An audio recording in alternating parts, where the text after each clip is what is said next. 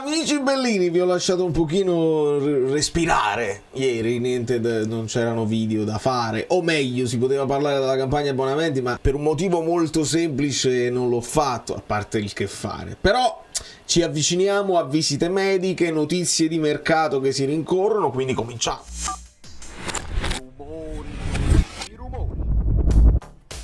Allora, ci sono un po' di cose da dire e da fare, siamo sempre il che fare. Allora, Mario Conte, benvenuto, è roba di parentela. Hi, salve, perché in inglese, Mario Conte. La prego di lasciare un mi piace, che sia bene augurante per la stagione. Il resto della community sa già cosa fare e il resto della community sa già che domani andiamo live e facciamo un'analisi insieme un po' dei giocatori della rosa, insomma, per capire il modulo migliore a seconda di quelli che vengono, di quelli che partono. Ne dobbiamo parlare nello specifico, sapendo che si sta avvicinando il momento delle visite mediche per Marín, Rafa Marín dal Real Madrid, che comunque è bello, si riempie la bocca quando dici così, e Spinazzola, quel famoso parametro zero che dovrebbe in teoria sostituire un Mario Rui in uscita.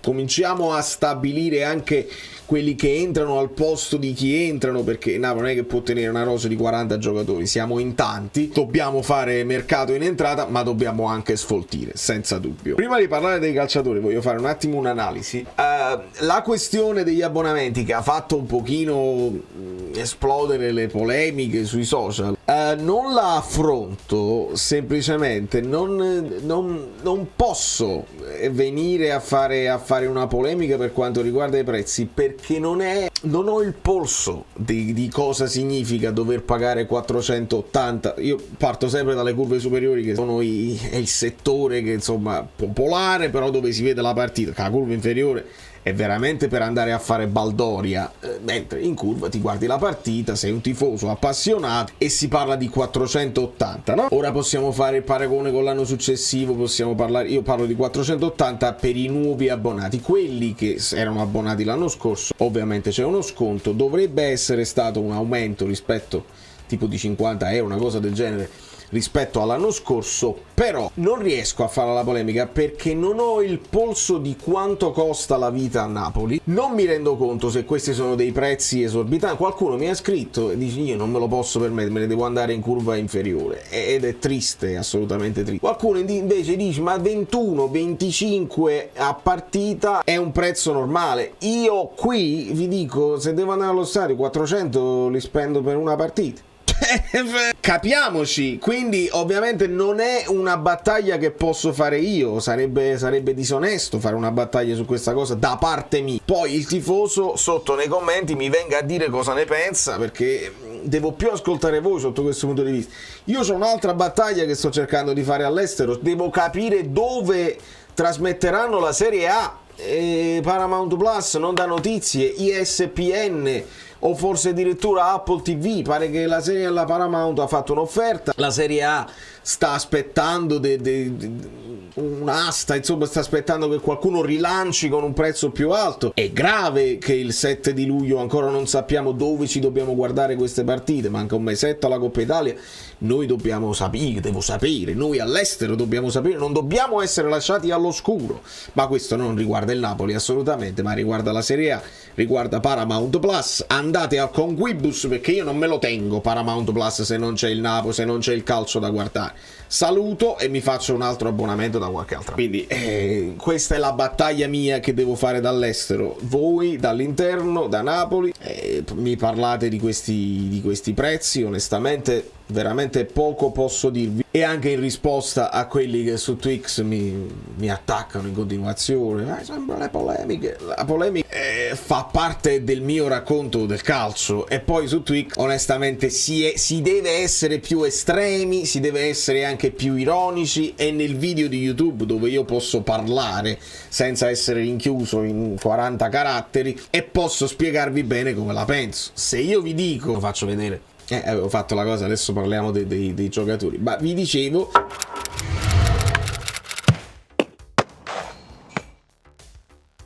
Vuoi vedere che senza coppe e senza conferenze gli sponsor non si affannano a mettere il loro marchio sulla maglia?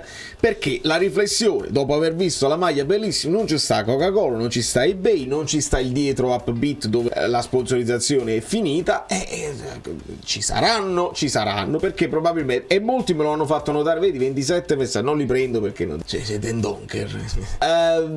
Mi hanno ricordato, ovviamente io ci ho fatto il video che Upbeat venne presentata a gennaio, che alcuni di questi accordi si fanno in corso d'opera. Sì, certo che sì, lo so, me l'avete ricordato in maniera educata qualcuno, in maniera meno educata qualcuno, va benissimo, ma mi viene da dire adesso questa maglia che è in vendita, che è pure più bella, più pulita, senza sponsor, se vogliamo dirla tutta, quindi affrettatevi, può essere anche una scelta di marketing, ecco perché io faccio la domanda, dico, ma secondo voi gli sponsor si stanno affrettando, dice io al lancio della maglia la Coca-Cola deve essere scritto qua perché quelli che se la comprano subito devono vedere il mio marchio, oppure il fatto delle conferenze, oppure il fatto di non stare in Coppa ti porta un'offerta meno vantaggiosa e il Napoli dice no, senti, io ho preso Conte e quindi mi devi pagare quello che mi devi pagare, e lo sponsor ti può anche rispondere ma non lo ritengo una cosa necessaria,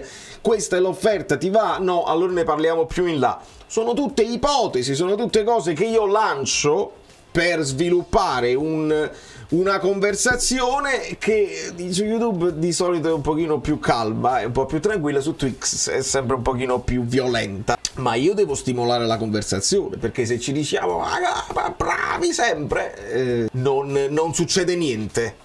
Non succede niente, cioè si stagna. Anche a dire male sempre, abbonamenti, anche quello non è bello. Sviluppare una conversazione, no? Lanciare degli spunti, ricevere degli spunti, uno mi fa riflettere su una cosa, su un'altra. Questo è il modo in cui lo faccio. Indegnamente, signor Maggiore, indegnamente. Che film è? Che commedia è? Indegnamente, signor Maggiore, indegnamente. E poi ho cercato di buttarla sul campo perché alla fine della fiera mi interessa di più. E questo diciamo che è l'11 di partenza ad oggi, che siamo al 7 luglio, con le trattative che sembrano andare più in porto. Mentre io vi dico, buongiorno pare sempre più vicino, questo inserimento dell'Inter non è andato a buon fine e il Napoli dovrebbe star per chiudere, voglio dire. Hermoso no, perché su Hermoso, quelli che parlano di Hermoso più vicino, l'Inter si è inserita anche lui, è proprio il video che feci 5 giorni fa, è proprio quel video là. Ma va bene, l'inserimento dell'Inter anche per Hermoso, io penso che Hermoso, essendo a parametro zero ed essendo un giocatore che viene dall'Atletico, potrebbe avere delle offerte importanti anche a livello di ingaggio e anche a livello di commissioni. Ecco perché magari il suo agente non accetta subito quelle che sono le tue avance, e in questo momento se noi ci fidiamo di chiunque, fidiamoci di chiunque, e allora va bene anche Hermoso, è arrivato Gyökeres, sono arrivati tutti qua. Se invece ci fidiamo di Romano e di Moretto, ci parlano di Buongiorno nello specifico, ci hanno parlato di Marin, ci hanno parlato di Spinazzola, ma di Hermoso non ci hanno mai parlato, e quindi io tengo presente questa cosa qua. Io avevo detto mi prendo Hermoso, lascio Buongiorno che costa troppo, mi prendo Hermoso, gli pago quello che gli devo pagare e a braccetto ci metto Olivera, metto Hermoso centrale se lo vuole fare, anche se Hermoso nell'Atletico Madrid braccetto va bene, però con le esperienze di Hermoso io metterei Hermoso centrale, Buongiorno fai spendere all'Inter e Olivera braccetto che sta facendo. Olivera ha eliminato il Brasile, ha sbagliato il rigore. Douglas Luiz sta lavorando tantissimo da difensore centrale a 4 con Bielsa e lo stiamo vedendo, e sta anche probabilmente migliore. Braccetto potrebbe essere proprio la sua dimensione ideale, Olivera, perché non ha grande rifinitura, grande qualità nel cross, si inserisce sì, magari può andare a chiudere l'azione con qualche colpo di testa da quinto a quinto, ma come rifinitura, come rifornimento per la punta meno Olivera. E quindi da centrale invece potrebbe essere quello che si inserisce anche e con la voglia di andare qualche scambio a centrocampo. Perché ci metto buongiorno? Perché se non arriva Hermoso, buongiorno, voi dovete riflettere su una cosa, e non è nemmeno di mia proprietà, poi sono andato a vedere, ma l'ho letto su Twix ed è giù. Buongiorno nasce come... fa il centrale tranquillamente, ma nel Torino c'era Scurs che era centrale e buongiorno era braccetto di sinistra. Tant'è vero che Rodriguez veniva utilizzato anche più avanti, dopodiché quando buongiorno passa centrale e fa una grande stagione da centrale a 3, Rodriguez viene messo lì e quindi anche Rodriguez aiuta nelle catene. Però se non arriva Hermoso, una delle possibilità potrebbe essere questa, con Rrahmani centrale, che va bene, io lo preferisco braccetto, voglio che si inserisca anche lui, ma lo può fare. Buongiorno Rrahmani, Rafa Marin. Ora io vi dico, tutto dipende da Rafa Marin. Se Rafa Marin impatta subito, tu ci puoi ragionare e puoi pensare di metterlo lì. Rafa Marin mi dicono che gioca anche a sinistra, va benissimo, gioca centrale, io ho visto delle partite dove lui gioca a sinistra ma a 4 e va benissimo. Bisogna capire chi si trova meglio e dove, perché ricordiamo Kim e Koulibaly che si trovavano meglio a sinistra pur essendo destro. Questa è la situazione al momento. Non metterei mai Di Lorenzo braccetto perché soffre in difesa ed è molto meglio quando si spinge in avanti, e Spinazzola lo diamo per fatto e lo mettiamo titolare in questo momento proprio perché Olivera bisogna capire dove lo vuoi mettere tecnicamente. E la discussione è interessante, perché Buongiorno può fare anche il braccetto essendo mancino, può mettersi qua centrale, Rafa Marin può passare dall'altra parte e Rrahmani lo fai fare il braccetto di destra, assolutamente. In tutto questo non stiamo considerando quelli che sono i panchinari, cioè Olivera, Nathan, Juan Jesus, che vanno risolti. Se ci aggiungi anche Hermoso a questa qua, è chiaro che Rafa Marin diventa il primo panchinaro, sperando che esploda subito, però se il fatto l'aspettativa dell'esplosione facciamo la fine di Nathan e Rrahmani, Buongiorno, Hermoso, è una difesa a 3 di tutto rispetto. Si arriva. Spinazzola, solamente un problema di capire quanto regge fisicamente, con una preparazione con Conte, magari capisce bene quali sono i suoi limiti. Spinazzola mi piace perché essendo destro, andando sul lato di sinistro, quando ti accenna il dribbling e strappa, può dare un pochino più di imprevedibilità, perché può rientrare col destro e crossare col destro, o addirittura provare la conclusione, o può anche crossare con il sinistro. Non sono perfetti i cross con il sinistro, ma sono paragonabili a quelli di Politano col destro dall'altra parte, quindi sei un po' più imprevedibile. E la catena Spinazzola-Kvara può essere molto interessante, che si interscambiano e si creano soluzioni molto molto simpatiche, ma simpatiche poi a chi? Diceva il mio babbo. Quindi Spinazzola è un acquisto che piace, onestamente, solamente i dubbi ovviamente se fisicamente regge tutta la stagione. Ecco perché sarebbe importante, se Spinazzola arriva al posto di Mario Rui, di pigliarne uno altrettanto forte. Facciamo un nome di quelli là, diciamo Dorgu, perché lo abbiamo visto molto molto forte, e anche perché la Roma pare che abbia preso Gallo proprio dal Lecce per sostituire Spinazzola. A centrocampo, lo so, Lobotka, Anghissà va tutto recuperato, vanno benissimo entrambi, manca un po' di qualità, manca chi ti fa qualche gol, manca chi ti mette il giocatore in porta. Ma con questa formazione, se Conte si affida al 3-4-2-1, la qualità e i rifornimenti devono arrivare dalle fasce, devono arrivare da un Di Lorenzo che deve riprendersi assolutamente, da uno Spinazzola, Kvara che si accentra, Ngong che si accentra. Idem per quando toccherà per esempio a Politano, o potrebbe toccare a Raspadori, o potrebbe toccare a Lindstrom. Consideriamo Lindstrom ancora del Napoli se non arrivano offerte importanti dalla Francia. Dopodiché ragazzi, sulla punta la discussione resta aperta finché non si... In questo momento notizie che si rincorrono, qualcuno dice Zirkzee è fatta per il Manchester United, di conseguenza il Milan resta appeso, e si parlava di Morata. Qualcun altro sta dicendo no, per Zirkzee ci sta il Milan, ma occhio al Napoli e anche all'Inter. Allora se il Napoli considera anche Zirkzee si cambia completamente, perché è un giocatore completamente diverso dal puntero, è un giocatore che viene dentro, che gioca a pallone, che fa gli scambi nello stretto. Lukaku deve stare avanti, viene incontro, ma per mantenere gli avversari e per far inserire.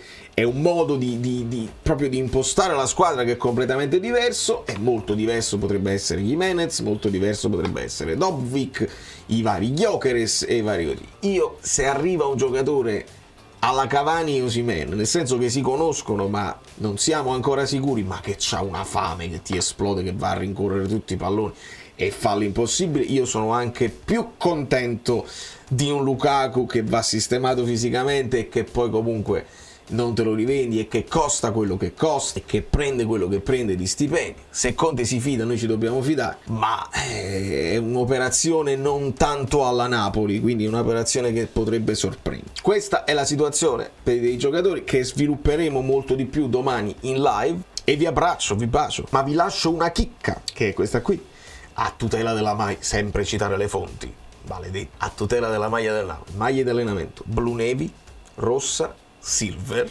non silver made, ma silver il colore, linea di rappresentanza blu navy olive night, sarà un verde scuro, in foto delle chicche in anteprima per voi, magliette che si immagina t-shirt di cotone, un po' sulla scia di quella Amma Faticà con la faccia di Conte, proud to be Napoli, life is too short to be not to be napoletano, e il retro magari con il numero 10 che comunque è di nostra competenza. Fatemi sapere che ne pensate anche di queste magliette, lasciate i like finali, vi abbraccio, vi bacio, ci vediamo domani, state tuned.